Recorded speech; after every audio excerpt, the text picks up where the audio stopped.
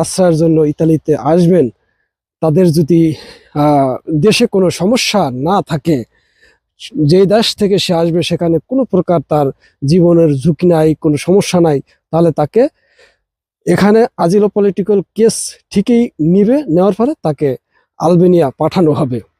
আসসালামু আলাইকুম। আরিয়াল টিভির পক্ষ থেকে সবাইকে শুভেচ্ছা, অভিনন্দন। আমি মোশাররফ ব্যাপারী, ইতালির নাপোলি থেকে। কাছে ও দূরে যে এই মুহূর্তে আমার আরিয়াল খা ইউটিউব চ্যানেল এবং আরিয়াল খা ফেসবুক পেজ থেকে আমার এই ভিডিওতে ক্লিক করেছেন, সকলকে অসংখ্য ধন্যবাদ।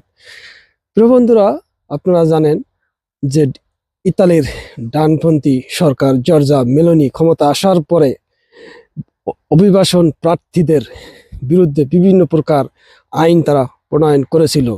একটি সময় তারা লিবিয়া থেকে যারাই আসবে ভূমধ্য সাগর থেকে রিসিভ করবে না, এদেশে আসার পরে ফেরত পাঠাবে, বিভিন্ন প্রকার আইন পাশ করেও এদেশের সংসদের যে আইন প্রণেতারা আছে তাদের বিরোধিতার কারণে, কোর্টের বিরোধিতার কারণে কিন্তু সাগর থেকে আবার তুলে এনে আশ্রয় কিছুদিন দিয়েছিল।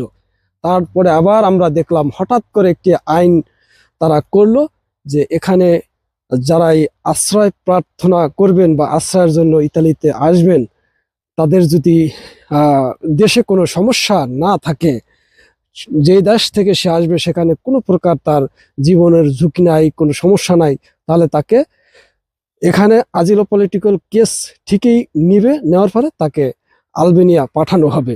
এরকম একটা আইন পাশ হয়েছিল এবং সেই আইনের কার্যকারিতা আমরা শুনেছিলাম যে আফ্রিকা সহ বাংলাদেশেরও 6 থেকে 7 জন অভিবাসন প্রার্থীকে আলবেনিয়া পাঠানো হয়েছিল। এদেশের কোর্ট থেকে রায় দেওয়া হয়েছিল তাদেরকে ফিরে আনার জন্য, কিন্তু তাদেরকে ফিরে ইতালিতে আবার আনা হয়েছিল, কিন্তু ইতালির ডানপন্থী সরকার তার আবার এই আইনের যে প্রোটেক্ট, সেই কারণে সেটা তারা আবার রায় পেয়েছে এবং অলরেডি বাংলাদেশি সহ বিভিন্ন দেশের অনেক এখানে আশ্রয় প্রার্থী যারাই ইতালিতে এসেছিল তাদেরকে আবার আলবেনিয়া পাঠিয়ে দেওয়া হয়েছে।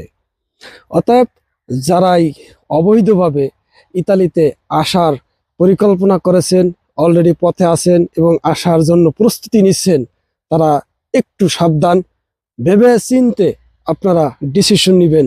আপনারা অবৈধভাবে এখানে আসলেই যে থাকতে পারবেন সেটা না। ভূমধ্য সাগর থেকে যাদের রিসিভ করা হবে তাদেরকে আজিল পলিটিক্যাল একটা কেস এখানে চলবে, ইতালিতে চলবে, কিন্তু তাদেরকে থাকতে হবে আলবেনিয়াতে। এখানে কেস যদি না টেকে সেক্ষেত্রে তাকে তার নিজ দেশে ফেরত যেতে হবে। এই অবস্থানে বর্তমান ডানপন্থী যে জর্জা মেলোনি সে অনার আছে। ইতালির ভিতরে যারা আছে তাদের এখনো অনেকে আজিলো পলিটিক্যাল কেস মেরেছে, কমিশন হচ্ছে, কারণ এখানে ভিতরে এক এক শহরে এক এক প্রকার আইন চলতেছে। কোনো শহরে কমিশন হওয়ার পরে রিজেক্ট করে দিচ্ছে, কোনো শহরে 2 কমিশন 3 কমিশনে কাগজ দিচ্ছে, বিভিন্ন প্রকার প্রতিটা শহরে বিভিন্ন ভ্যারাইটিস আইন।